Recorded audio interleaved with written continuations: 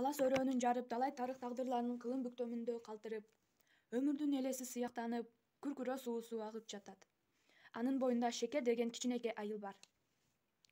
Ушул айылда Чыңгыз Айтматов 1928-жылдын 12-декабрында жарык дүйнөгө келген. Анын баяу балалыгы ушул суунун калаасында Шекер кыштагында өттү. Дал ушул саяада ал дүйнөнү таанып билди. Атасы ак жерден атылып, энеси жаш балдарын бооруна кысып, Шекер айылына келгенде Чыңгыз 9 гана жашта эле.